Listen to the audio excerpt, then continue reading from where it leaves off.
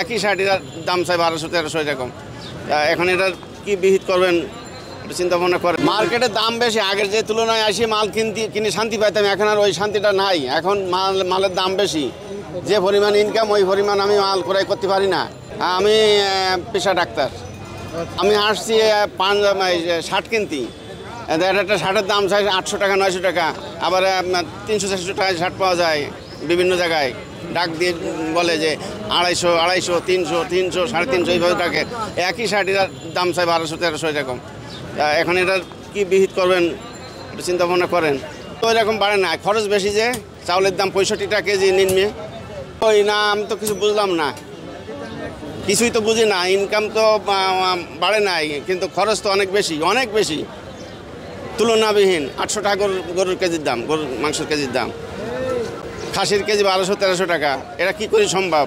আপনারা গণমাধ্যম কর্মী, আমরা চাই যাতে আপনাদের মাধ্যমে আমরা যাতে জনগণ, দেশের জনগণ, মানুষ সুযোগ সুবিধা পায়। এটা নিয়ে আপনারা সামনে আগাবেন, আমরা আপনাদের সামনে থাকবো, পাশে থাকবো। শাকসবজির দাম তো কম আছে, এটা ঠিক আছে, কিন্তু অন্য অন্য জিনিসের দাম বেশি। করলা নেয় 100 টাকা, 120 টাকা, 80 টাকা, 90 টাকা এরকম। শাকসবজির দাম একটু বেশি, ওটা তো 15 দিনের মধ্যে শাক ওঠাই যায়। শাক আজকে বললি 15 দিনের মধ্যে শাক গুটি খাওয়ানো যায়, কিন্তু মূলা শাকের ঘেরান লাগে না, আগের মতো ঘেরান লাগে না। এই এখন ভালো আছে, দেখা গেল যে চাঁদাবাজি ঠাজি এইগুলো নাই।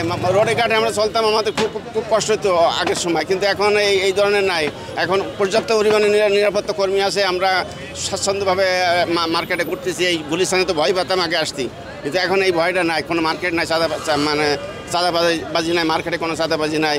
নিঃসন্দেহে তারা ব্যবসা করতেছে, আবার আমরাও নিঃসন্দেহে ঘুরতেছি। গাড়িতে লাইনম্যান ছিল, চাঁদাবাজি করতে, এগুলোও নাই। এটা নিয়ে আমরা খুব ভালো আছি। মানুষ অনেকটা স্বাচ্ছন্দ্য বোধ করতেছে। ইউনিসকে যদি সারা জীবন থাকে আমি খুশি আছি।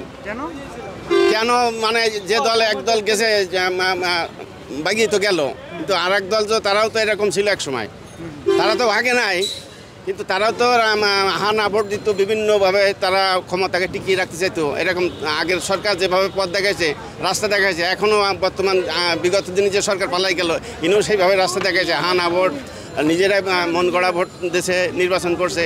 আপনারা গণমাধ্যম কর্মী, আপনারা তো বেশি জানেন আমাদের থেকে।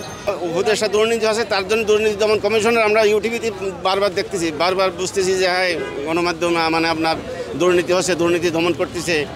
ওসি প্রদীপী ফাঁসি রায় হয়ে গেছে, এটা তো আমরা তো খুশি। আগের সরকার তো এগুলো করতে পারে না কিছু, তারা তো পুলিশ পালছে। ইউনিভার্সিটির আগে যারা, তারা তো পুলিশ পালছে, পুলিশের কাছে ক্ষমতা ছিল। এখন সেসব পুলিশে এখন তো ভয়ে বেরোয় না। পুলিশ নিয়ে বা প্রশাসন নিয়ে কোনো কষ্ট না, তারা খুব স্বাচ্ছন্দ্য জীবনযাপন করতেছে।